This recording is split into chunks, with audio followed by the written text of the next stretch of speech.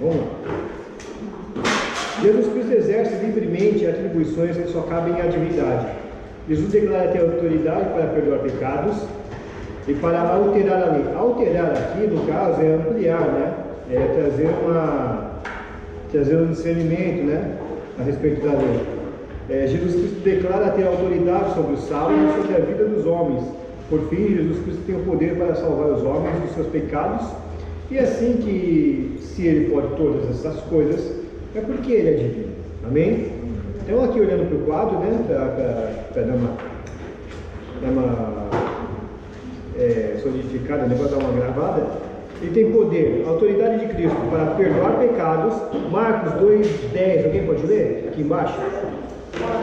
Para que saibais que o Filho do Homem tem na terra poder perdoar pecados, disse ao paralítico. Amém, gente? Ele vai curar e ele fala para que vocês saibam que o Filho do Homem tem poder para perdoar pecados. Sobre o sábado, Jesus tem autoridade sobre o sábado. Marcos 2:28. Assim o Filho do Homem até do sábado assenta. Amém? Autoridade de Cristo sobre os homens. Mateus 16:25. Porque aquele que quiser salvar a sua vida, perdê-la. Quem perder a vida por amor de mim, achá-la. Amém? Autoridade de Cristo sobre a lei. Mateus 5:21. Ouviste que foi dito aos antigos: não matarás, mas qualquer que matar será réu de juízo. Amém? Trazendo um discernimento poderoso ali, né? E a autoridade de Cristo sobre a salvação. Mateus 1:21, finalmente. Dará luz a luz, com filho e chamarás o seu nome Jesus, porque ele salvará o seu povo dos seus pecados. Amém? Eu creio que em relação à autoridade de Jesus, né, no seu ministério terreno, em relação à sua divindade, eu acho que não tem dúvida nenhuma, amém? Talvez o incauto, talvez o novo convertido, talvez o incrédulo, né, tenha algumas dúvidas em questão a isso, mas eu creio que nós já temos um certo tempo, uma certa intimidade com a palavra, com o Espírito Santo, não há dúvida nenhuma. No entanto, é muito importante a gente saber, né, o porquê nós cremos, principalmente a respeito do ministério de Jesus terreno. Mais para frente a gente vai falar a respeito disso, a respeito da divindade, da autoridade dele nessa terra. Amém? Saber como responder e por que responder. Amém? Não para que nós venhamos ter dúvida, mas que a gente possa realmente estar falando com autoridade através da palavra de Deus, para aqueles que ou vão contradizer ou realmente não sabem. Amém? Amém, gente? Continuando aqui, o testemunho dos apóstolos. O testemunho dos apóstolos, aqui olhando para o quadro. O testemunho dos apóstolos, ele se encontra, Pai do Senhor, ele se encontra onde? Como que você pode ter o testemunho dos apóstolos? Os evangelhos. A Bíblia, as Escrituras, os Evangelhos, em Atos dos Apóstolos, as cartas, amém? Novo Testamento. Ou seja, você recusar o testemunho dos apóstolos como verídicos, você está recusando automaticamente o quê? A palavra de Deus. A palavra de Deus. Amém? É uma loucura, na verdade, alguém não dá crédito ao testemunho dos apóstolos. Né? Ignorar a natureza divina de Cristo é ignorar a palavra de Deus. Concluímos com isso, né? Tito 2:3, alguém pode ler? Aguardando a bem-aventurada esperança e o aparecimento da glória do grande Deus e do nosso Salvador Jesus Cristo. Ali ele está falando, grande Deus e Salvador Jesus Cristo, né? Com todas as palavras. Hebreus 1:8. Mas o Filho diz: ó Deus, o teu trono subsiste pelos séculos dos séculos. Cetro de equidade é o cetro do teu reino. Amém? Ali está falando do reino de Deus, do reino de Cristo eterno. Amém? E finalmente, 1 João 5:20. Sabemos que já o Filho de Deus é vindo e nos deu entendimento para conhecermos o que é verdadeiro. E no que é verdadeiro estamos, isto é, em seu Filho Jesus Cristo. Este é o verdadeiro Deus e a vida eterna. Amém? Não há a menor sombra de dúvidas em relação ao que os apóstolos diziam acerca de Jesus Cristo. Na verdade, são somente alguns versículos, existem muitos outros que vão testificar a respeito do senhorio de Jesus, de quem de fato ele é, né? Aquela grande pergunta que ele fala, nós vimos, se não me engano, na aula passada, a respeito, né, quando Jesus pergunta para os discípulos: e vós, quem dizeis vós de mim? E Pedro ele fala, tu és o Filho de Deus. E aí Jesus ele traz aquela revelação, porque naquele tempo ainda eles não tinham essa profundidade de revelação acerca da pessoa de Jesus. Ele fala, não foi carne nem sangue que revelou isso para você, Pedro, mas foi Deus que está no céu.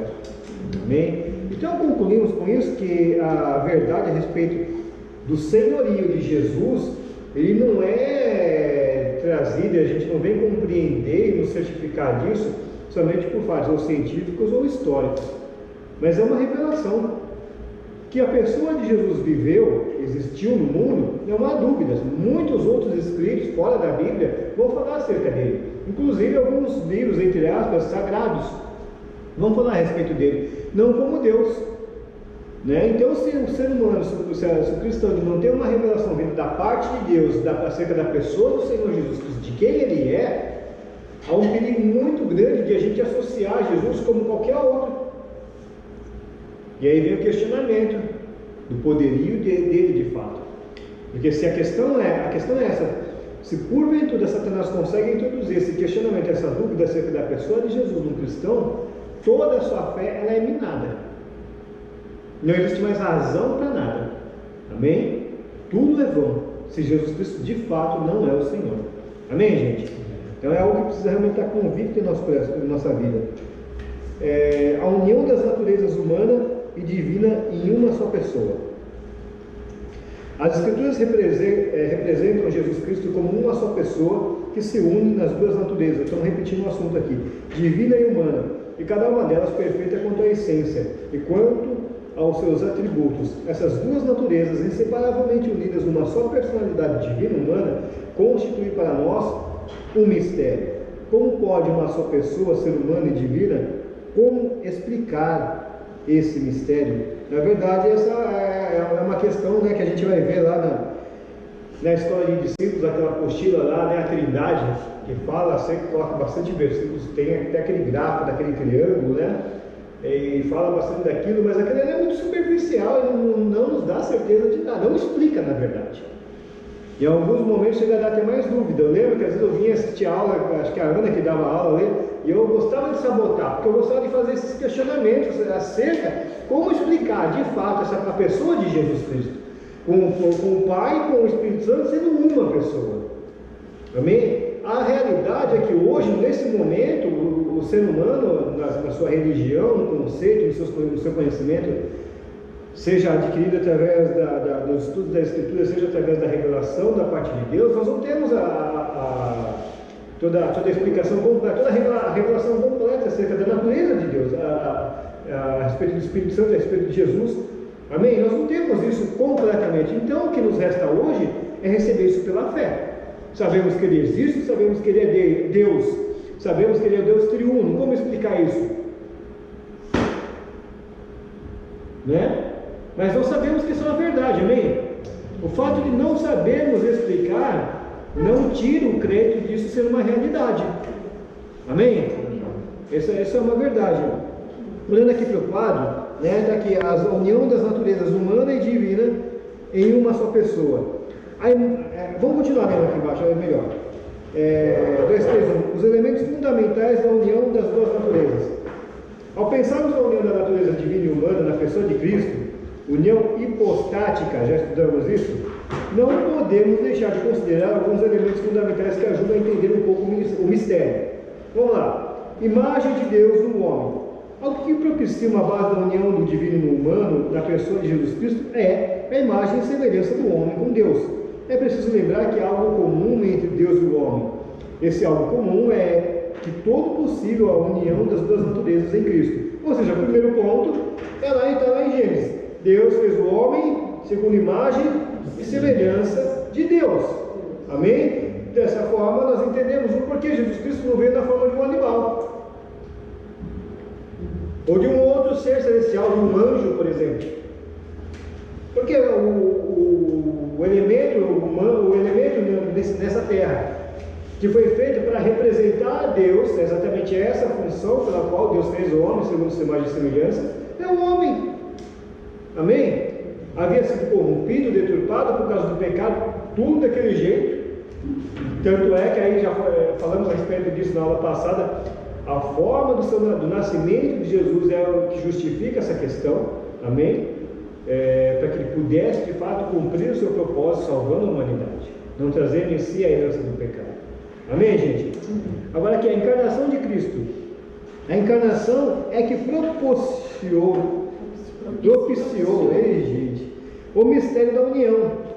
Cristo uniu-se à natureza humana, algo impessoal, hipostática e não subsistente, e decidiu, seja lá o que significa, encarnar-se numa pessoa real. Dessa forma, as duas naturezas unem-se em uma só.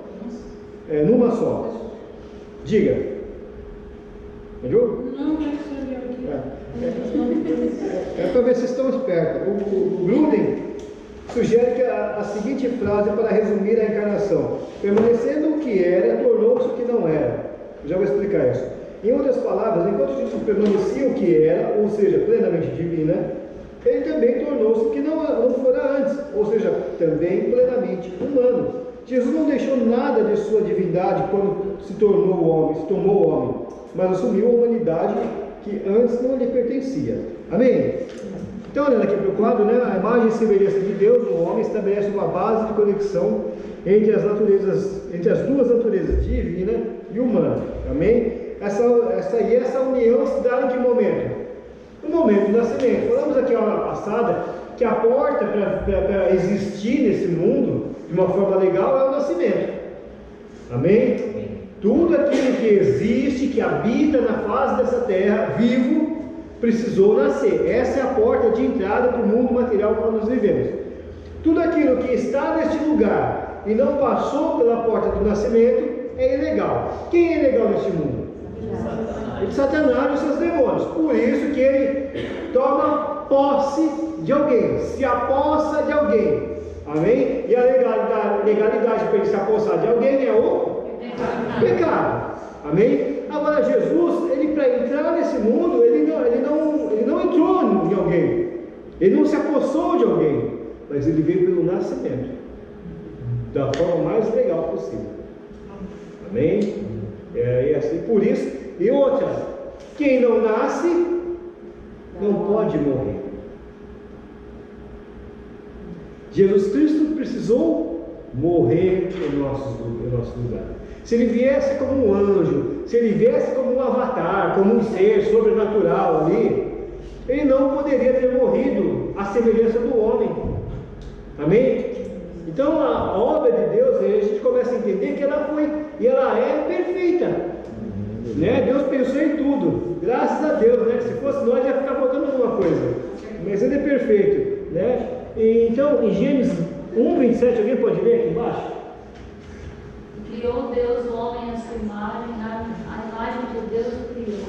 Amém? Homens e mulher os criou. Amém. A encarnação de Cristo, permanecendo o que era, tornou-se o que não era. Permanecendo o que era. Quem era Deus antes da encarnação? Jesus.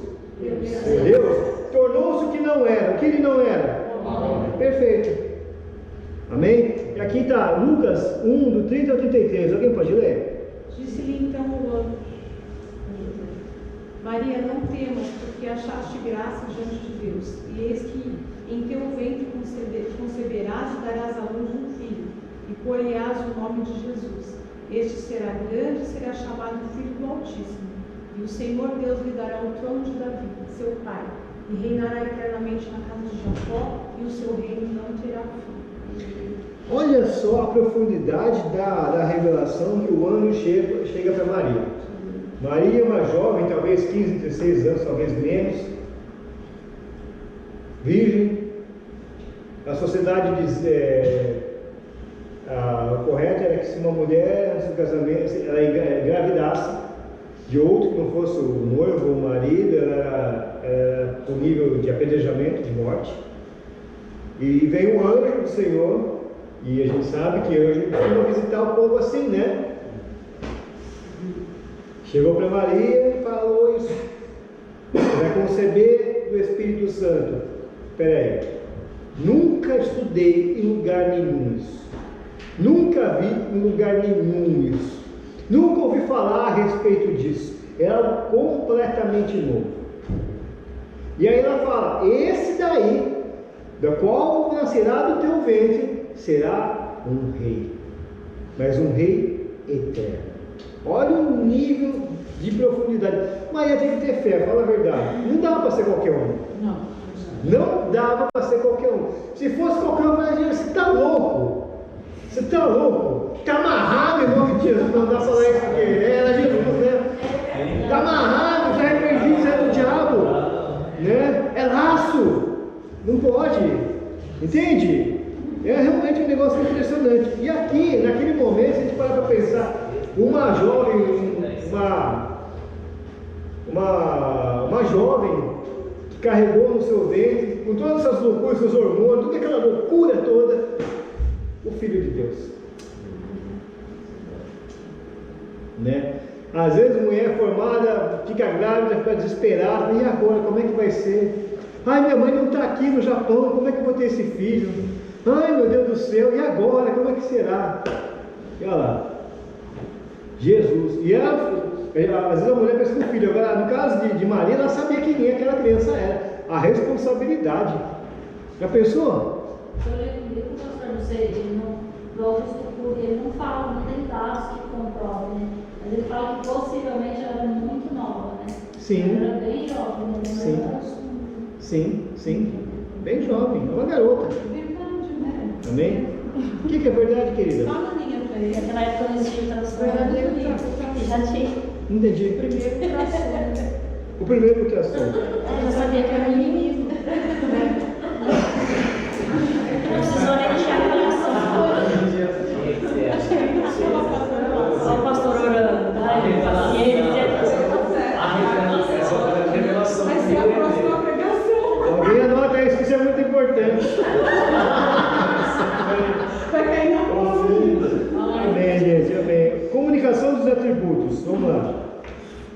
Isso aqui é muito importante. Uma vez compreendida a realidade de que Jesus era plenamente homem, plenamente Deus, e que a sua natureza humana permaneceu plenamente humana, e a sua natureza divina permaneceu plenamente divina. Isso é importante. Amém? Podemos ainda perguntar se algumas qualidades ou capacidades foram dadas ou comunicadas de uma natureza a outra. Ou seja, a questão seria se algumas qualidades da natureza divina foram comunicadas à natureza humana, e se algumas qualidades da natureza humana de Jesus foram comunicadas à natureza divina em relação com o que o autor sugere na experiência. Amém? E a gente vai falar a respeito disso aqui. A comunicação da natureza divina para a natureza humana. Ainda que a natureza humana de Jesus não tenha mudado em seu caráter essencial, porque ela foi unida à natureza divina na pessoa única de Cristo, a natureza humana de Jesus obteve a dignidade para ser cultuada. Amém? Jesus recebeu autoridade para ser cultuado, né? E incapacidade de pecar, porque isso vem da natureza divina. Amém? Elementos que não pertencem de outra maneira aos seres humanos. Agora aqui o próximo, a comunicação da natureza humana para a natureza divina. A natureza humana de Jesus lhe deu a capacidade de experimentar o sofrimento e a morte, e B, a capacidade de ser o nosso sacrifício substitutivo. Não poderia ser feito Cristo se não fosse humano. Amém? Amém, gente? Amém. Essa é uma realidade aqui. Olhando aqui para o quadro, né? Com um resumo, assim, a comunicação dos atributos. Jesus plenamente homem, plenamente Deus, com a natureza plenamente humana e plenamente divina. Isso é importante. Da natureza divina para a humana, dignidade de ser cultuado e incapacidade de pecar. Da natureza humana para a natureza divina, capacidade de experimentar o sofrimento e a morte e capacidade de ser o nosso sacrifício substitutivo. Na questão da natureza divina para a humana, Hebreus 4,15, alguém pode ler? Porque não temos um sumo sacerdote que não possa compadecer-se das nossas fraquezas, porém um que, como nós, em tudo foi tentado, mas sem pecado. A chave desse versículo está na palavra compadecer-se. O que significa compadecer-se? Alguém se lembra? Estar no lugar de. Compadecer literalmente significa isso. Amém? Não é sentir dó, é se sentir no lugar de. É exatamente isso que ocorreu aqui. Da natureza humana para a natureza divina, Hebreus 5, 8, 9. Ainda que era filho, aprendeu a obediência por aquele que padeceu, e sendo ele consumado, veio a ser a causa da eterna salvação para todos os que lhe obedeceram. Aprendeu a obediência. Pensa no Deus eterno aprendendo a obediência. Né? Amém, gente? Nisso aí a gente para e pensa. Obrigado. Nisso a gente para e pensa. Não existe ninguém, com todos os seus diplomas, com todo o seu conhecimento, com toda a sua experiência, com toda a sua idade, que não possa aprender alguma coisa. Na maioria das vezes a gente vai aprender com aquele que a gente mais despreza. As crianças, o ignorante. É a coisa que a gente aprende. Amém, gente? É exatamente aí. E finalmente aqui, depois vocês podem continuar lendo, o mais profundo, o mais poderoso, o mais impactante milagre que aconteceu no ministério de Jesus foi o seu nascimento. Foi o fato de Deus vir ao mundo. Nenhuma outra religião, em nenhum outro lugar nós podemos ver isso. A encarnação do Deus vivo. Não existe. Essa é a realidade. Está dizendo aqui, o mais profundo mistério de todo o universo, né? A manifestação de Jesus na Terra como Deus e como homem marcou a história da humanidade como jamais visto. Amém, gente? Tanto é que até hoje, na verdade, a gente vai ver no próximo capítulo, não só ele nasceu, como ele morreu, como ele ressurgiu e como ele ainda vive até hoje. Amém? Espírito e corpo. Amém, gente? Está intacto, preservado. Alguém tem alguma pergunta do que nós vimos aqui hoje? Não, é praticamente uma revisão daquilo que a gente já sabe. A lição para a semana que vem é esse exercício aqui, capítulo 2, sei que tem gente que já fez. Glória a Deus, melhor para você. Próximo capítulo. Teve gente que fez a lição aqui, eu fiquei até assustado, pensei que estava chegando no final dos tempos, pensei que eu estava morrendo, tendo algum problema, assim, tendo uma visão do céu aqui, alguém fazendo exercício. Misericórdia. É mesmo, pensei que tinha alguma coisa acontecendo. Ok, capítulo 3, os estados e ofícios de Cristo. Eu vou falar a respeito de duas coisas principais aqui, nessa noite.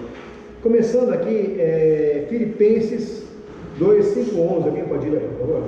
Só de que haja em vós o mesmo sentimento que houve também em Cristo Jesus, que sempre forma de Deus, não teve por usurpação ser igual a Deus, mas esvaziou-se a si mesmo, tomando a forma de servo, fazendo-se semelhante aos homens. E achando uma forma de homem, humilhou-se a si mesmo, sendo obediente até a morte e morte de cruz. Por isso, também Deus o exaltou soberanamente e lhe deu um nome que é sobre todo nome, para que ao nome de Jesus se dobre todo o joelho dos que estão nos céus e na terra e debaixo da terra, e toda língua confesse que Jesus Cristo é o Senhor, para a glória de Deus. Amém. Esses versículos ele traça uma linha de eventos no ministério de Jesus que ele se divide em duas partes. A gente pode chamar isso de dois estágios bem distintos, que é o da humilhação e o da exaltação. É isso que a gente vai estudar nesse capítulo. Amém? Acerca do ministério terreno de Cristo, da humilhação e da exaltação. Todavia, o que nós vamos estudar somente a respeito desse período que sucede depois, mas não fala a respeito da natureza, não condiz a respeito da natureza eterna de Deus, os atributos eternos de Deus. Amém? Então, para dar uma alicerçada nisso, para dar uma lembrada, a gente precisa lembrar aqui: Jesus Cristo aqui está falando a respeito da pré-existência de Cristo. Amém? Isso é antes da encarnação. Primeiro, ele é criador. João 1, 2 e 3, por favor. Ele estava no princípio com Deus, todas as coisas foram feitas por ele, e sem ele nada foi feito se fez. Amém? Isso é antes da sua encarnação. Amém? Jesus Cristo é criador.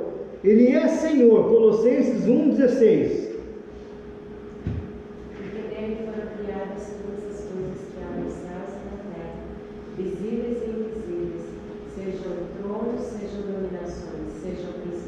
sejam potestades. Tudo foi criado por Ele e para Ele. Amém? Mesmo antes da crucificação, mesmo antes do seu nascimento, Jesus Cristo é Senhor. Amém, gente? Ele não se tornou Senhor depois, Ele sempre foi Senhor. Amém? Tanto é ali naquele momento ali em Gadara, quando chega um endemoniado, ou os endemoniados, segundo Mateus, eles já chegam se prostrando, sabendo quem Jesus era, antes da sua obra. Amém? Jesus Cristo é Deus. Filipenses 2,6. Sendo em forma de Deus, não teve por usurpação e ser igual a Deus. Amém, gente? Ele é Deus. Jesus Cristo é Redentor. Colossenses 1,20. E que, havendo por Ele feito a paz pelo sangue da sua cruz, por meio dele reconciliasse consigo mesmo todas as coisas, tanto as que estão na terra como as que estão nos céus. Amém? E essa é uma questão bem difícil de explicar, porque a palavra de Deus ela também fala que o Cordeiro de Deus ele foi imolado desde a fundação do mundo. Então vem aquela questão, aquela salvação ela ocorre há 2000 anos atrás, ela ocorre desde a fundação do mundo. E essa é a pergunta que eu faço. O que vocês acham? Desde a fundação do mundo. Já estava tudo pronto. O plano já estava pronto. Sim, existe um ponto aqui que eu nem gosto muito de falar porque é algo que eu não entendo direito. Eu acho que ninguém entende direito. Que Deus ele é atemporal, ele está fora do tempo, ele está fora do cronos, né? Daquele limite de vida entre nascimento, entre morte, entre décadas, entre eras. Ele está fora disso, ele é eterno. E com ele, a sua obra também é eterna. O que nós sabemos é que ela se manifesta neste mundo há 2000 e tantos anos atrás, através da crucificação e ressurreição de Jesus. Correto? Isso é fato. Mas quando isso de fato aconteceu no mundo espiritual? Desde a eternidade. Desde a eternidade. Amém? Amém, gente? Ela se materializa, ela acontece em vias de fato para que nós venhamos entender, para que o ser humano entenda, para que o ser humano se conscientize, para que o ser humano tenha conhecimento a respeito disso há 2000 e tantos anos atrás, através da cruz. Mas no plano eterno de Deus, isso aconteceu desde a fundação do mundo. É fácil de compreender? Não. Porque não temos noção do que é eternidade. Pelo simples fato que não temos a capacidade de compreender o que é eternidade. Os cientistas falam a respeito do espaço-tempo através de teorias que mais viram a cabeça, né? O Einstein fala a respeito da teoria da relatividade, entre outros, pessoas que falam a respeito de muitas teorias. Não dá para falar que está próximo, que não está, que de repente Deus vai revelar isso para alguém. Mas o que nós sabemos é que essa é uma realidade, Marcelo. Então, eu creio, né? Deus. Você crê? Diz que a gente ora, profetiza, para que antes aconteça no mundo espiritual. E depois venha acontecer na terra. Não seria isso? Sim, só que isso aí. Mas isso aí é um loop também temporal, porque você ora por quê? Porque o Espírito Santo te inspirou a orar. O Espírito Santo te inspirou a orar por quê? Porque desde a eternidade essa já é a vontade de Deus. Né?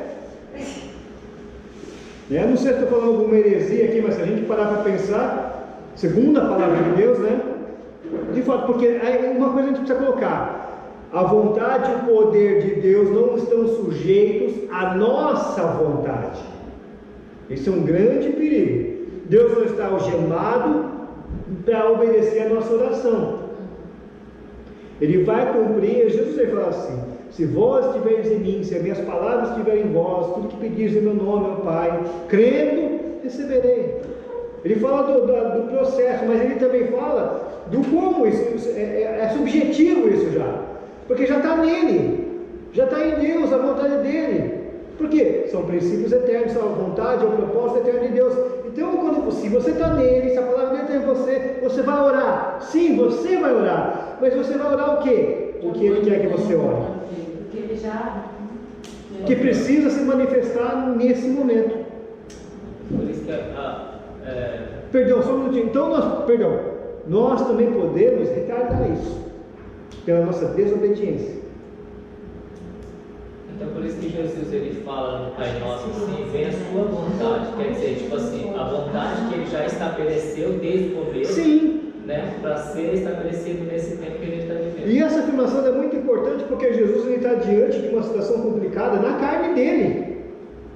É o que a carne, que a alma dele não deseja, a morte. E ele sabe que aquilo é um fim, é um negócio trágico. Mesmo sabendo já antecipadamente da sua ressurreição. Passar por aquele vale, a alma dele não queria passar por aquilo, por aquela dor extrema, por aquela vergonha extrema. Não queria, mesmo sabendo daquilo. Então ele fala, que seja feita a tua vontade. A tua vontade o que é? São os propósitos eternos de Deus. Essa é a vontade de Deus. Amém? Ele dá o privilégio para nós sermos co-participantes disso, através da oração. Amém? E ele é sustentador. Colossenses 1,17. Alguém pode ler? E ele é antes de todas as coisas, e todas as coisas subsistem por ele. Amém? E ele é antes de todas as coisas. Ou seja, Jesus Cristo não foi criado, ele é. Amém, gente? Glória a Deus. Continuando aqui em cima, Jesus Cristo, o Eterno. A filiação de Jesus Cristo independe da encarnação e seus efeitos. Amém? O fato de Jesus ser Filho de Deus não é porque, né, ele nasceu. Isso vem de antes. Então aqui em João 17,5, por favor. E agora glorifica-me tu, ó Pai, junto de ti mesmo, com aquela glória que tinha contigo antes que o mundo existisse. Amém? Desde antes, né? A gente tinha aquela glória. Amém, gente? Dúvida até agora? Vocês estão quietos? Dúvida ou não? Amém? A Tati fica só olhando assim, morrendo. É que eu estou vivendo um tempo diferente com Deus. Tudo que o pastor está falando, eu estou segurando para me chorar. Amém. Amém. Amém. Então chora, pode chorar, só mais chora baixo. Amém? Amém? Os estados de Cristo, vamos lá. Aí é o que está falando aqui, que eu acabei de falar, estado da humilhação e estado da exaltação. Né? Isaías 53:3. Era desprezado e o mais rejeitado entre os homens de dores, e experimentado nos trabalhos, e como um de quem os homens escondiam o rosto, era desprezado e não fizemos dele caso algum. Estamos falando da humilhação de Cristo. Agora, a exaltação. Isso aqui é um presságio que nós vamos estudar. 1 Pedro 1:11. Indagando em tempo ou de ocasião do tempo, o Espírito de Cristo que estava neles indicava anteriormente, testificando os sofrimentos que ali estão a fim de vir e a glória que se lhes havia de seguir. Amém? E aqui já nos dá uma dica. Para que ele fosse glorificado, ele precisou ser humilhado. E aqui ele nos dá um exemplo muito grande que a gente vai falar mais para frente. O estado de humilhação, vamos lá. Não precisamos depender de muitos passos com várias teorias a respeito da humilhação de Jesus Cristo quando o Verbo se fez carne, porque nenhuma delas explica suficientemente esse fato. Ainda mais já vimos que essa união da natureza divina com a natureza com a humana, continuou porque ela é indissolúvel e eterna. Na opinião do Langston, a passagem talvez mais importante sobre esse assunto é a seguinte, né? Que é aquela em Filipenses 6, 8. Que sendo em forma de Deus, não teve por usurpação ser igual a Deus, mas aniquilou-se a si mesmo, tornando forma de servo, fazendo-se semelhante aos homens, e achando na forma de homem, humilhou-se a si mesmo, sendo obediente até a morte e morte de cruz. O estado de humilhação da pessoa de Cristo ocorreu no fato da encarnação e na vida terrena até a morte.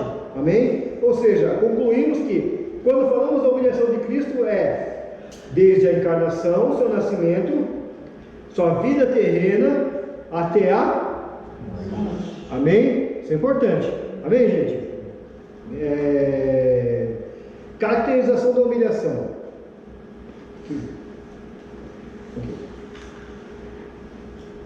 Isso aqui é o que nós acabamos de ver nesse quadro aqui, Filipenses 2:68. Caracterização da humilhação. Botou? O verbo pré-existente se fez homem, deixando sua glória divina para tomar o lugar do servo. As palavras de Jesus em João 17,5 mostram claramente que Jesus deixou a glória divina quando se fez homem. E agora glorifica-me tu, ó Pai, junto de ti mesmo, com aquela glória que tinha contigo antes que o mundo existisse. O apóstolo Paulo ensina a mesma realidade em 2 Coríntios 8,9. Porque já sabeis que a graça do nosso Senhor Jesus Cristo, que, sendo rico por amor de nós, se fez pobre, para que pela sua pobreza enriquecesseis. Devemos lembrar também que também da experiência que a mãe de Jesus teve com o Espírito Santo. E respondendo o anjo, disse-lhe: descerá a ti o Espírito Santo, e a virtude do Altíssimo te cobrirá com a sua sombra, pelo que também o santo que de ti há de nascer será chamado Filho de Deus. A tentação de Jesus também prova a sua submissão ao Espírito. A humilhação consistiu também em Jesus deixar de usar dos seus poderes que lhes eram garantidos por sua natureza divina. Olha aqui para o quadro. A tentação através de Satanás revela a estratégia da afronta durante todo o ministério de Jesus. E ele fala, a pergunta e a questão da afronta de Satanás está diretamente relacionada à pessoa, à identidade de Jesus Cristo. Se tu és Filho de Deus. Então ele lança 3 perguntas, 3 desafios que vão minar literalmente todo o ministério terreno de Jesus. Vão minar não, vão tentar minar. São as afrontas, esse é o modo operante de Satanás durante todo o ministério de Jesus, tentando de alguma maneira tirar ele do foco, tirar os discípulos do foco, como também a nós do foco. Essa é a natureza, essa é a raiz, e essas são as 3 coisas primárias de Satanás para tentar, na verdade, nos humilhar, pondo essa dúvida: se tu és. Amém? Então aqui estão os 3 versículos. Lucas 4,3, alguém pode ler? Disse-lhe o diabo: se tu és o Filho de Deus, diz a esta pedra que se transforma em pão. Amém? Falando diretamente ao quê? A necessidade física de Jesus. Se tu és Filho de Deus, que Deus te provê, manda do teu poder para que haja provisão. É aquele negócio quando está faltando alguma coisa em casa, uma conta que você não consegue pagar. Se não é Filho de Deus, não é essa pergunta que Satanás, nessa questão que Satanás vem exatamente no teu coração? Eu vejo um vizinho do mundo, o outro vizinho que não conhece a Cristo, o outro que te blasfema, tem. E eu que sou teu filho, estou aqui. E além disso, ele está falando assim: se tu és o Filho de Deus, ele está querendo tirar a paternidade. Exatamente, é a autoridade, a legalidade, a identidade de Jesus, Filho de Deus. E nós o que somos? Exatamente. Agora, o que você vê, a resposta de Jesus, ele não vê Jesus, você não vê Jesus operando nos seus poderes eternos, transformando aquela pedra em pão. Isso também nos sugere alguma coisa, que de repente Deus não vai trazer um milagre para te trazer a provisão, Ele vai fazer de uma outra maneira. E só que esse processo chamamos de humilhação. Humilhação. Amém, gente? Continuando aqui, Lucas 4, 6, 7. E disse-lhe o diabo: dar-te-ei a ti todo este poder e a sua glória, porque a mim me foi entregue, e dou a quem eu quero. Portanto, se tu me adorares, tudo será teu. Se tu me adorares, você não precisa morrer numa cruz. Basta você dobrar teu joelho aqui agora e dizer que eu sou teu Senhor. Simples, ninguém está vendo. Só nós aqui, é aquele negócio.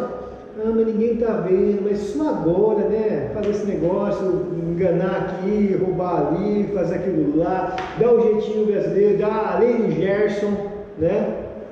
Só fazer isso, gente, a lava-jato do céu vai te pegar. Né? Lá no amor não, lá é o Espírito Santo. E desse ninguém foge, gente. Desse ninguém escapa. Lá no céu não tem delação premiada, gente. Não tem delação premiada. Amém, gente? Você não se livra de dano o outro. É você e só você. Amém, gente? Essa é uma realidade aqui. Lucas 4,9, finalmente. É o último versículo aqui embaixo. levou-o também a Jerusalém e pô-lo sobre o pináculo do templo e disse-lhe: se tu és o Filho de Deus, lança-te daqui abaixo. Se tu és o Filho de Deus, não existe lei neste mundo que possa machucar. Você pode fazer o que você quiser aqui, meu filho. Não é aquele negócio? Eu não sou filho do rei. Não sou filho do rei. Meu Deus, Deus do ouro e da prata, Reus. Não, né? Então é só determinar, só declarar. Quantas vezes você já ouviu isso, gente? Eu determino em nome de Jesus que na minha conta vai ser 2 bilhões amanhã. Você pode determinar o que você quiser, filho.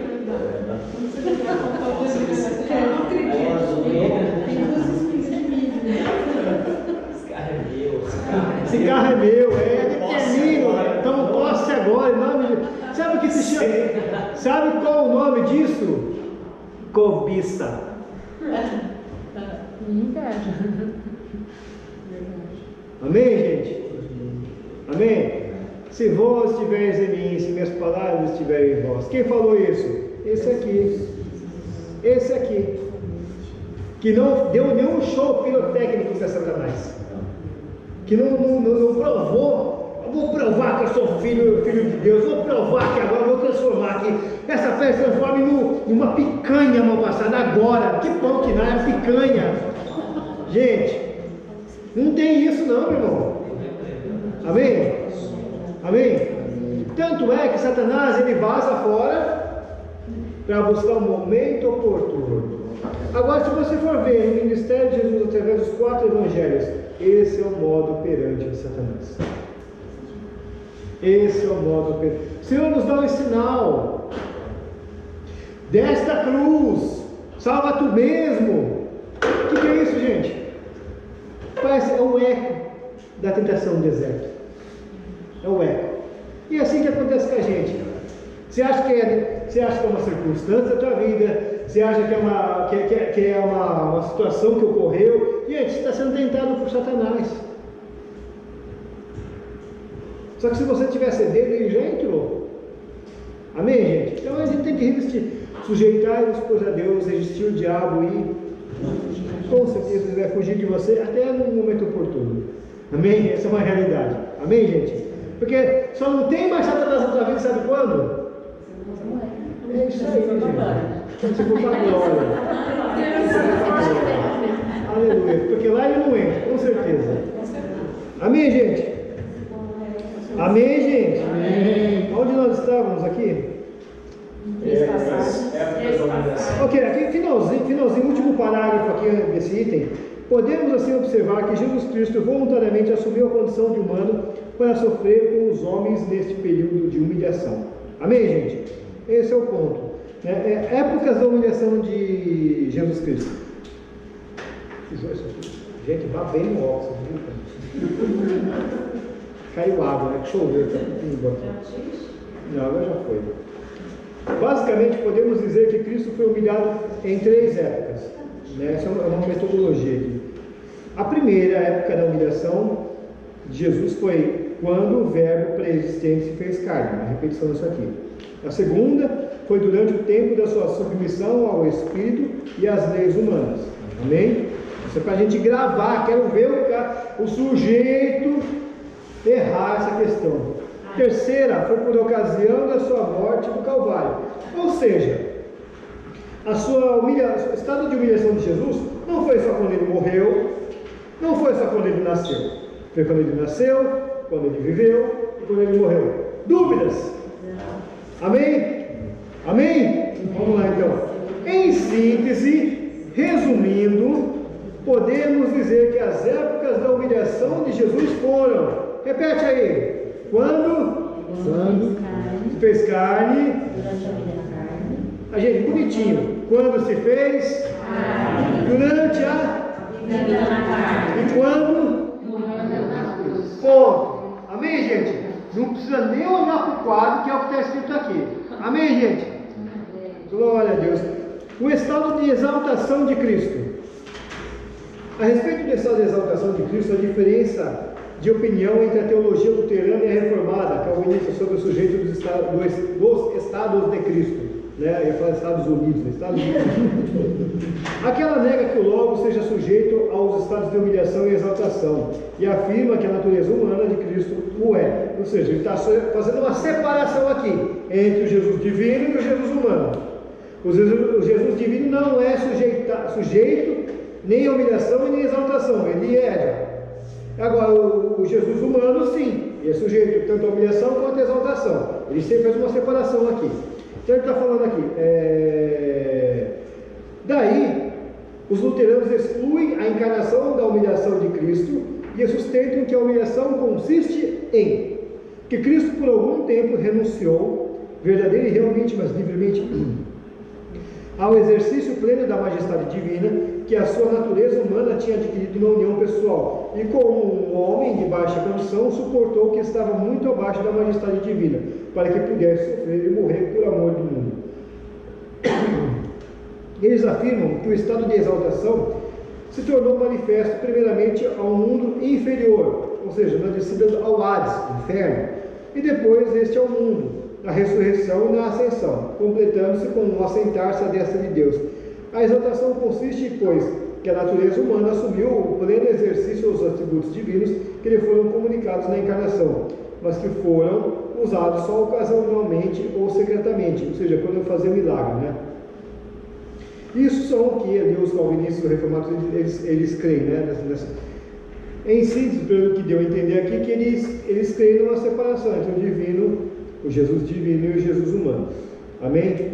Nós não cremos assim, amém?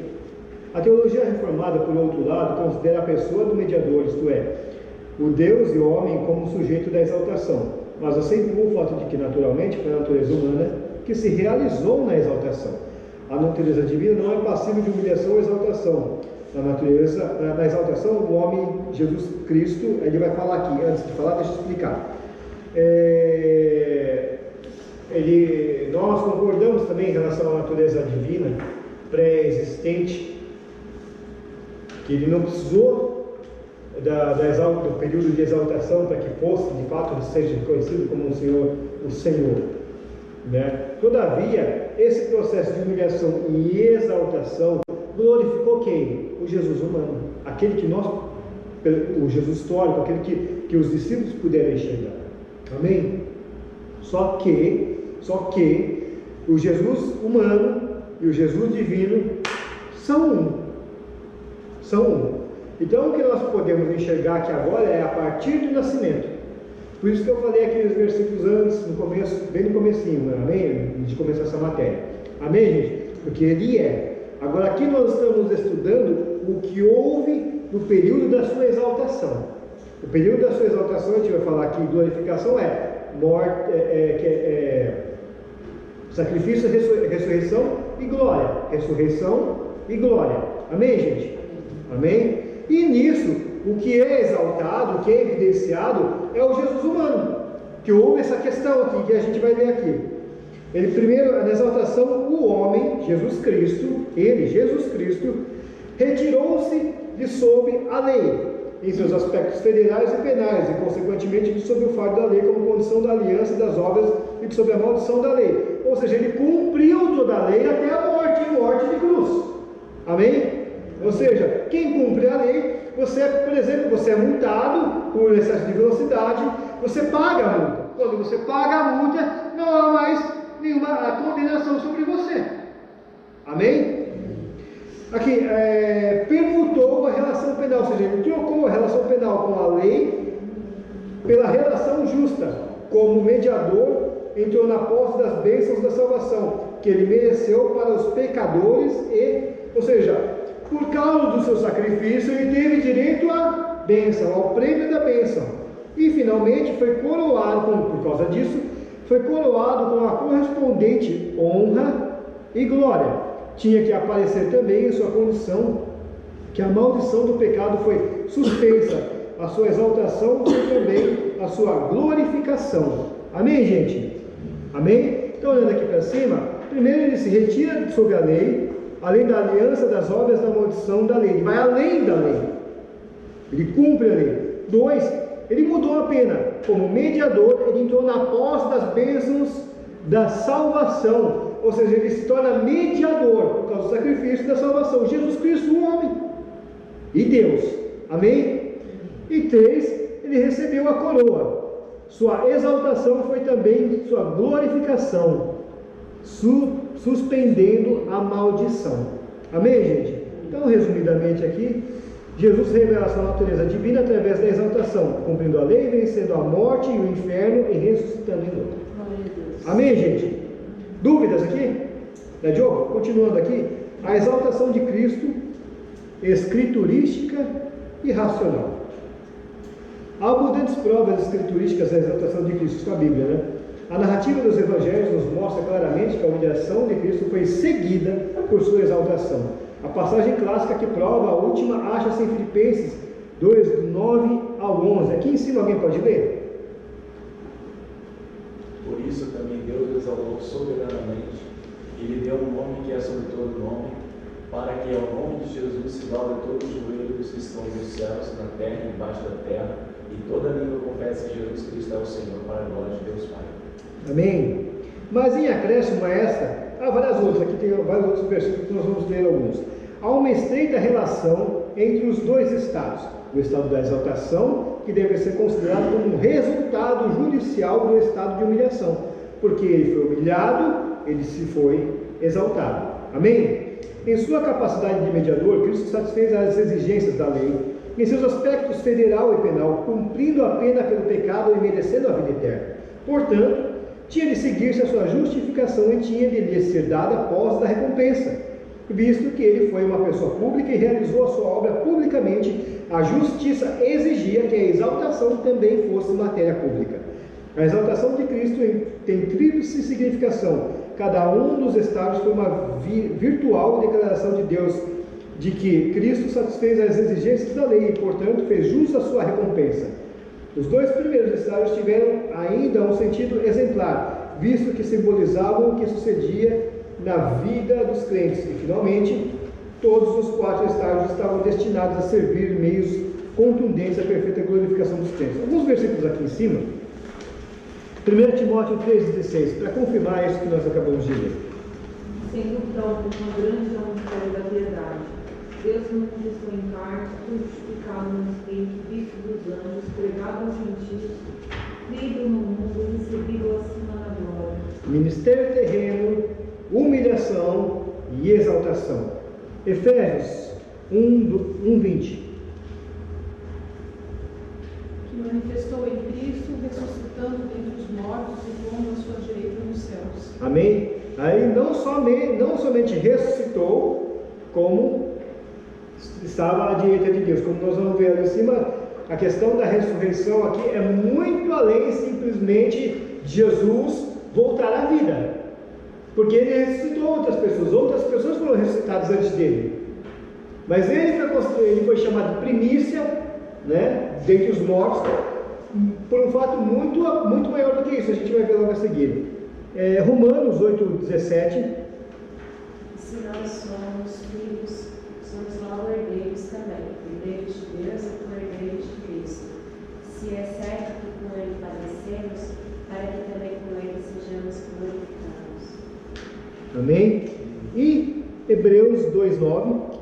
Vemos, porém, coroado de glória e de honra aquele Jesus que fora feito um pouco menor do que os anjos por causa da paixão da morte, para que pela graça de Deus provasse a morte por todos. Por causa da paixão da morte, para que pela graça de Deus provasse a morte por todos. Amém, gente? Sim. Glória a Deus. Alguma dúvida aqui? Pastor, eu queria fazer uma pergunta. Por favor, se eu souber responder. Se Jesus, a Bíblia fala que ele, quando ascendeu aos céus, ele ascendeu no corpo. Então, ele subiu o corpo humano, então ele está no céu como humano, ele é um homem lá. Homem e Deus. Não, mas ele está em carne. Ele está à direita de Deus em carne. Eu queria saber, também fala do arrebatamento. Fala que alguns, quando tiver aqui, vai ser arrebatado e vai subir com o corpo e tudo, então. Agora deixa eu dizer uma coisa aqui.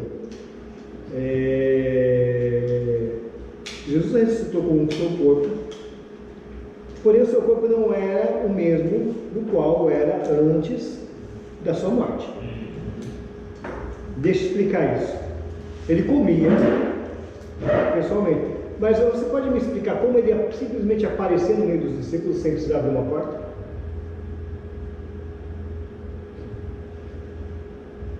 Se for um corpo físico, material que veio nosso. Era material. Precisa antes da morte, né? Precisa abrir. Mas ele aparecia no meio dos discípulos, ensinava ou sem abrir uma porta?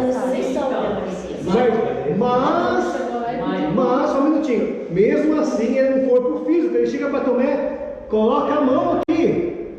Põe a mão aqui. Estava junto com os dois. Dorme com esse barulho. Subiu uma luz, de repente, conversando sumiu. E essa é uma outra questão. Jesus Cristo, aqueles dois discípulos do caminho para Emaús eram discípulos de Jesus. Não sabemos quem eles, de fato, o nível de proximidade entre eles, mas eles sabiam que era Jesus. Porém, não conseguiram reconhecer ele durante todo o trajeto. Mas então será que a Bíblia fala também que nós seremos glorificados? Então seria isso, então. Ser glorificado é como Deus. Agora você me perguntar como é isso, eu não tenho essa resposta. Porque nós vamos receber um corpo glorificado. Sim, mas é esse então, quer dizer que esse corpo glorificado. Isso, esse corpo glorificado. Agora, como é isso? Então, aí seria. Pague o preço para ver. Aí seria mais chão. É só um minutinho. Mas vamos esperar, eles vão estar juntos. Quem? Gente, é só um minutinho. Por exemplo, a Bíblia fala alguma coisa quando a gente avançar, a gente vai ver Deus, vai ver Jesus, vai ver o Espírito Santo, ou vai ser os três no só? Lá eu te respondo. Quando a gente se vê lá, não vai ter spoiler teu, né? Isso não tem spoiler, isso aqui é mais spoiler. Acho que nós vamos. Não precisa ver, né? Você vai ver, acho que sinceramente, olha, eu tenho minhas teorias, mas eu não ouso abrir a minha boca. Não ouso abrir a minha boca. Eu vou casar com Jesus. Já escolhi até a música. Amém, gente? Amém? Nós estamos agora virando a página, né? 42, amém? Em relação a isso, encerrou nessa assunto. Amém? Amém, Dinei? Não sei se não respondi respondendo, né? Enfim, na verdade porque se o corpo ficasse, seria uma morte. Não seria um arrebatamento. Concorda comigo? Na perspectiva dos que ficam, seria uma morte. Exatamente. Amém, gente? Agora aqui, continuando, o estado de exaltação. Presta atenção nisso aqui. Na teologia liberal modernista. Teologia liberal modernista. Amém? Página 42. Eu vou começar a ler só, depois eu vou falar com você. Na verdade, eu poderia até pular essa página inteira. Naturalmente, a teologia liberal modernista não toma conhecimento de nenhum estado de exaltação da vida de Cristo. Não somente rejeita completamente a ideia legal dos estados de Cristo, mas também repudia todo o sobrenatural da vida do Salvador. O Raul aqui encerra a sua teologia com o evangelho social, né? Theology of the Social Gospel, com uma discussão sobre a morte de Cristo. Aí o Macintosh, né? É escrito aqui, gente. Esse negócio não é de Deus, né?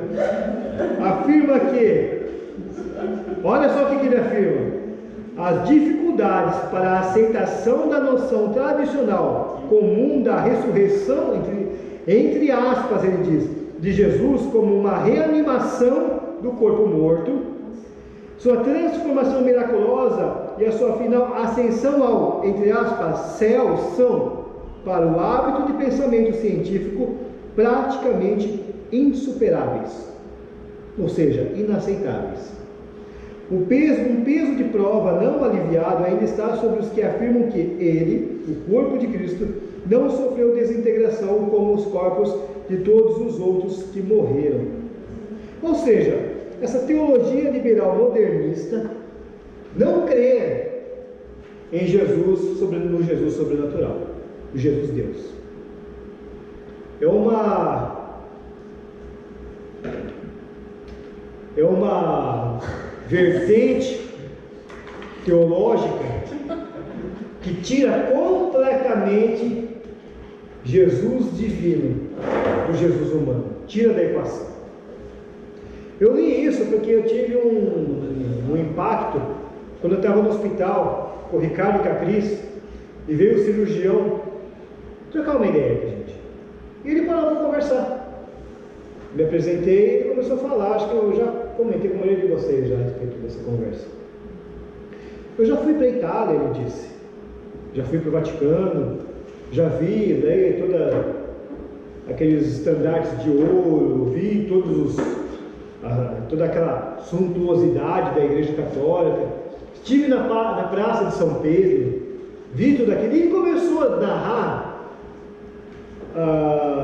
tudo aquilo com um sotaque de quem estava repudiando toda aquela encenação católica apostólica romana, aquele governo. Aparentemente ele estudou nos livros de história o que a Igreja Católica Apostólica Romana da Idade Média fez. O seu poder, nós estudamos isso aqui. Poderíamos estudar mais adiante também a respeito da história da Igreja.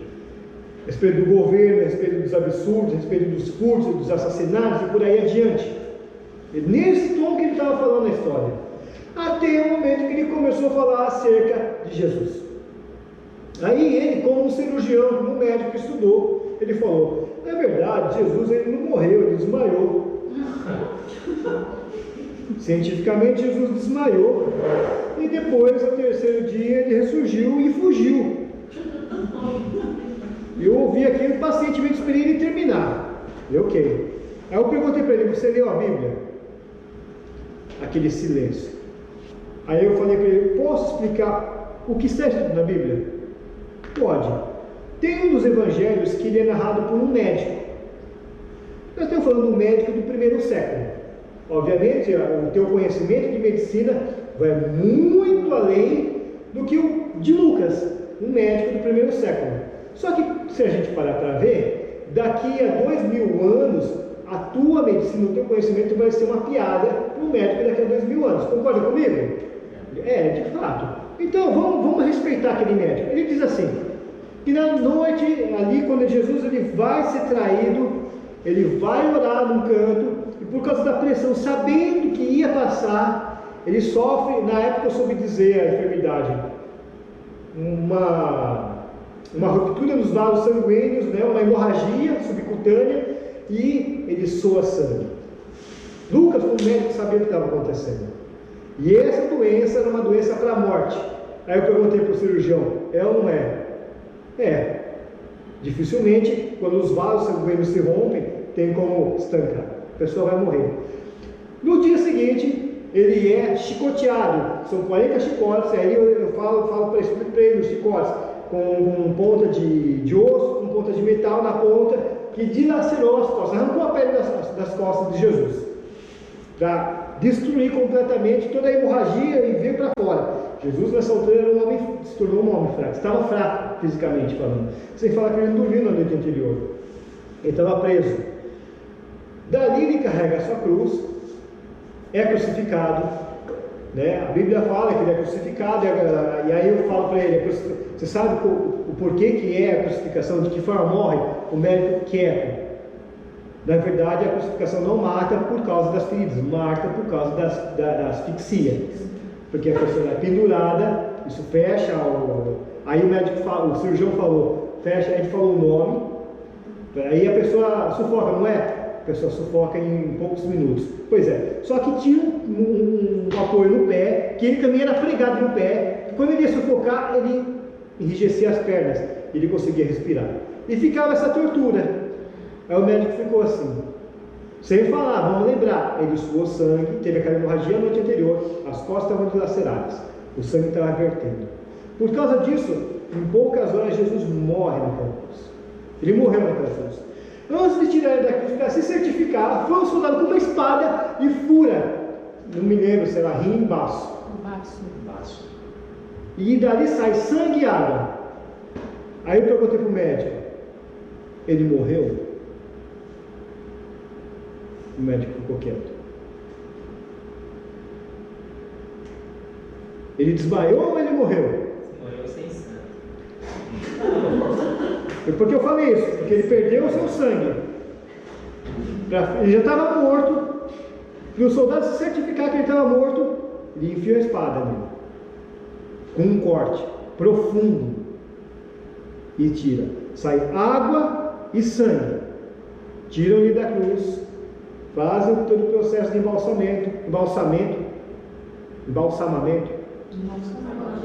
embalsamação, que seja. Colocam ele lá, rola uma pedra. Por causa da questão de alguém furtar o corpo de Jesus para dizer que aconteceu alguma coisa, né, Pilatos permite que hajam soldados, 16 soldados em turnos de 4 soldados, vigiando com poder letal de quem se aproximasse. Como é que os discípulos morreram de medo, que fugiram como Jesus foi preso, e iam enfrentar soldados romanos para roubar o corpo de Jesus? Não poderiam? Poderia? Não poderia. Pois é. Aí eu pergunto, Jesus morreu? Perguntei para ele. Se o que você está falando é verdade, ele morreu. Pois bem. No domingo de manhã, miraculosamente a pedra daquele sepulcro havia sido rolada. Os soldados tinham fugido. Quando os discípulos entraram lá, o corpo de Jesus não estava mais lá. No final dos evangelhos e Atos dos Apóstolos, a gente vai ver Jesus aparecendo por mais de 500 pessoas no total. Mais de 500 testemunhas que viram Jesus ressuscitado. Um deles, inclusive, teve que colocar a mão nas feridas de Jesus. Você pode não acreditar, falei para ele. Cientificamente, não podemos provar. Mas historicamente, Jesus morreu e Jesus ressuscitou. O que você viu na igreja ali em Roma não tem nada a ver com o Evangelho. Aí no final eu falei, vá lá na igreja, para você ver, para você sentir se ele ressuscitou ou não. Amém, gente? Então, quando eu vier, eu li isso aqui, porque existem muitas pessoas que creem dessa maneira.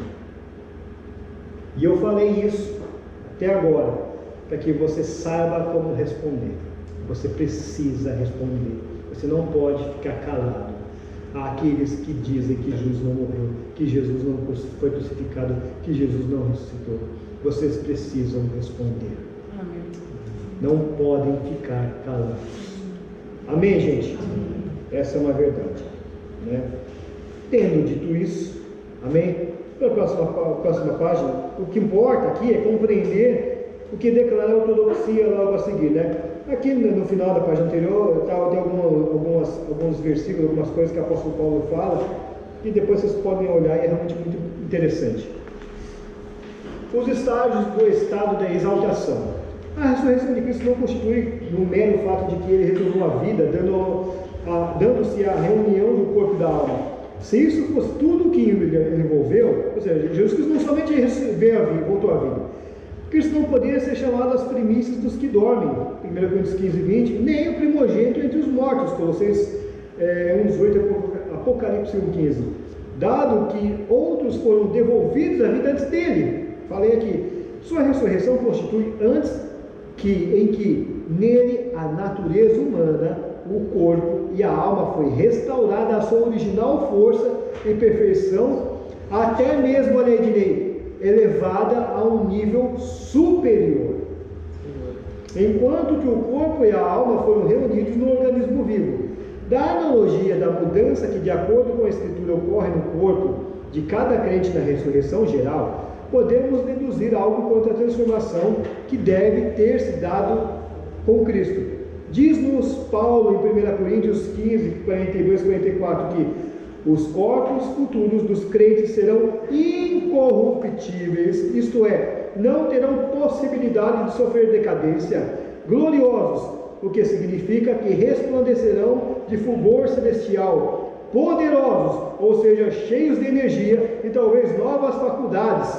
Essas novas faculdades é aquilo que eu sempre falo em pregação. O ser humano hoje tem os mais espertinhos, 10 ou 12% da capacidade cerebral. Quando a gente for glorificado, vai ser 100%. Já pensou? É restauração completa, gente. E espirituais, o que não significa imateriais ou etéreos, mas adaptados aos seus respectivos espíritos, cada corpo sendo um perfeito instrumento do Espírito. Aleluia. Tenho curiosidade. Respondeu aqui, Dini. Amém? Amém? Agora imagine isso aí. Dini, imagine isso aqui. Como é que é? Sei lá. Sei lá.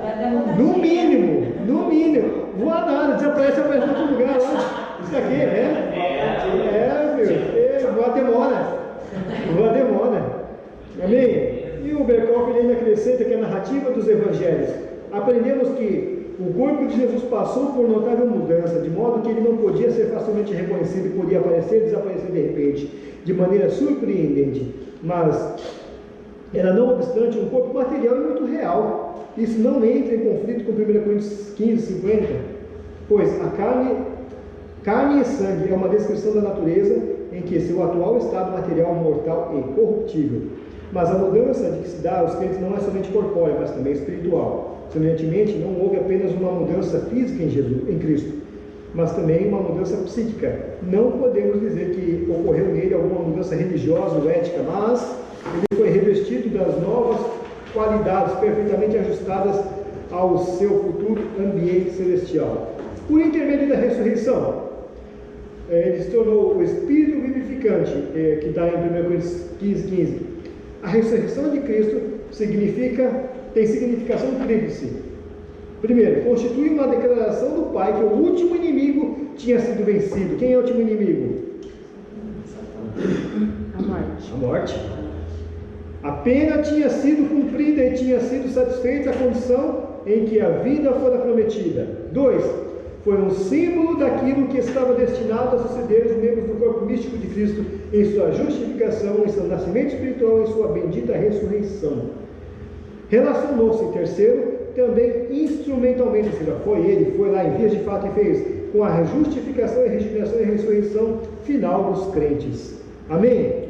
Olhando aqui para cima, resumindo aqui, os estágios da hidratação. Aprendemos que o corpo de Jesus passou por notável mudança, pois não podia ser facilmente reconhecido, podendo ainda aparecer repentinamente. Pergunta, quando a gente tiver corpo glorificado, todo esse repseto que vai vir, a gente vai poder se reconhecer? Eu creio que sim. Eu acho que com certeza. Por que não? Porque a gente vai compartilhando. E a Bíblia fala assim, as coisas velhas se passaram, isso tudo se fez novo. Que... Estou falando de se reconhecer, de memória e tal. Nossa, assim falando de prazer de ver. Você vê, quando você nasceu na terra, eu não sei. Minha vida foi bem, eu vou para trás. Você fez, eu não sei nem quem eu era. Eu não sei quem eu era. Tá lá. Posso dizer uma coisa? Comparado. Será que a gente vai ter lembranças desse mundo? Não, acho que também acho que não. Comparado. Eu acho que sim. Eu acho que tá. Posso dizer uma coisa? Comparado com o tempo limitado que nós vamos passar aqui nessa vida, com a eternidade que nós vamos estar com Cristo, a memória que nós vamos ter gravadas aqui vai ser tão significante. Mas a Bíblia fala que a gente vai receber galardão. Que é uma recompensa. Que é uma recompensa pelo que vivemos aqui. Então eu creio que a alegria por ter vencido, vivido em santidade, aqui ele vai ter. Por que eu estou recebendo isso, Jesus? O que é? Eu creio que a gente vai se reconhecer e que a gente vai levar. Acho que eu vi aquela fotinha quando o Billy Graham morreu chegando, tinha um montão de gente lá esperando ele, era uma fotinha, mas eu acho que não tem jeito. Amém, gente, deixa eu continuar aqui. Não, era só um desenho, mas eu acho Sim, que também acho. Também acho. Na verdade, a gente vive aqui para chegar na vida eterna, não é? Então é isso. explica nada, mas no monte da glorificação estava Jesus, Elias e Moisés lá, né? E eles se relacionavam, é lógico que não explica nada. E eles se reconheciam. Mas eles se reconheciam e se relacionavam, e já estavam esse corpo glorificado que o apóstolo Paulo. Não só eles se reconheciam, como os discípulos também os reconheceram. E mesmo Jesus tendo se transfigurado. Amém? Glória a Deus. Amém, gente? Ressurreição, seu significado. Aí tá, o inimigo caído, símbolo do futuro, justificação, regeneração e ressurreição. Depois vocês veem, é um resumo desse trechinho aqui. Agora tem uma pergunta para você. Quem foi o autor da ressurreição de Jesus? Quem ressuscitou Jesus? Não foi ele mesmo? Não. Não foi Deus Pai? Não. Tem certeza que foi o Espírito Santo? Vamos lá então. Jesus. João 10, 18. Alguém pode ler? Ninguém partilha de mim, mas eu de mim mesmo dou. Tenho poder para andar e poder para tornar a torná-lo. Este mandamento recebi de meu Pai. Levantou e saiu. Saiu a francesa, tipo, nem Deus Pai. Gálatas 1:1. Paulo, apóstolo, não da parte dos homens, nem por homem algum, mas por Jesus Cristo e por Deus Pai que o ressuscitou dentre os mortos. É porque os três são então. Os três juntos. Não generaliza. Vamos ver. E o Espírito Santo, Romanos 8:11. Se o Espírito daquele que dentre os mortos ressuscitou a Jesus habita em vós, aquele que dentre os mortos ressuscitou a Cristo também vivificará os vossos corpos mortais pelo seu Espírito que em vós habita. Se um fez, todos fizeram. Aleluia! Glória a Deus! Aleluia! Se um fez, todos fizeram. Amém! Arrasou! Você tem que falar de novo, Marcelo. boa essa parte.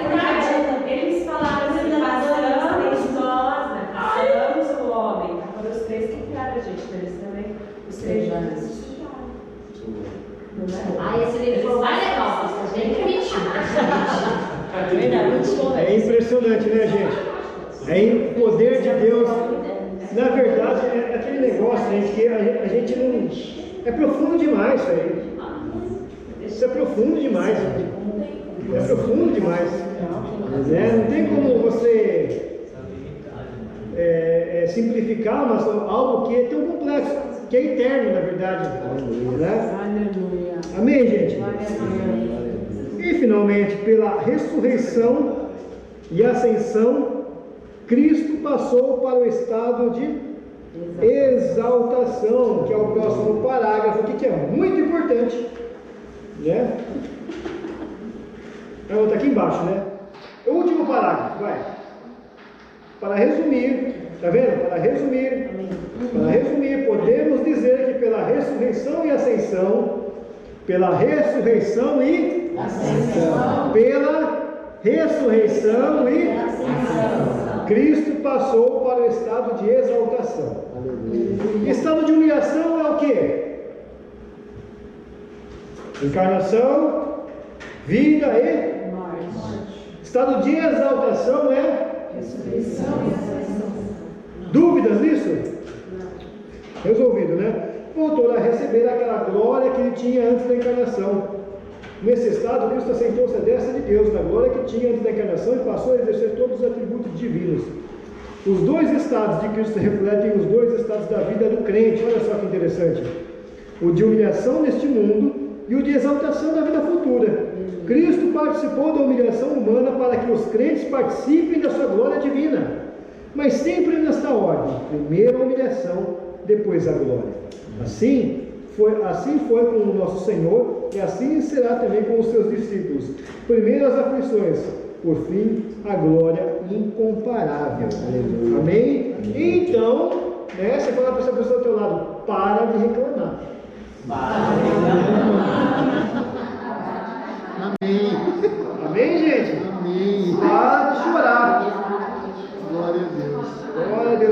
Por isso que a palavra de Deus fala que nós não devemos ser ansiosos.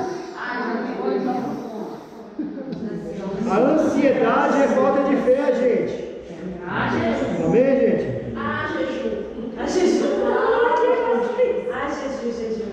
Amém, gente? E é isso. Os ofícios de Cristo, vamos lá? Os ofícios de Cristo, depois você lê na tua casa. Está aqui, ó. Repete comigo, profeta. O que é o profeta? O profeta, ele é o intermediário de Deus para o homem. É uma via única. Não é mão dupla, é via única, de Deus para o homem. Ele traz a palavra, ele traz os desígnios, ele traz a direção. Amém? Amém? Ele apresenta o processo. O profeta. Jesus é o profeta. Amém? O sacerdote é o caminho inverso. É o representante do homem para com Deus. Porque o sacerdote vai apresentar a oferta. E também o sacerdote vai fazer as orações intercessórias. Amém? Do homem para com Deus. Sempre assim. É ele que vai apresentar ali no templo, no altar, aquilo que o homem tem de melhor. Na verdade, a obediência do homem. Que na verdade até a oferta tem que ser em obediência. Amém, gente? Amém? Dúvida? E também rei. Porque nós como igreja, Jesus, ele é o rei que governa todas as coisas. Deus, ele é o rei que governa todas as coisas. Logo, Cristo é o rei. Por isso que Cristo é o cabeça da igreja. Ele é o que governa, ele é o rei. Amém?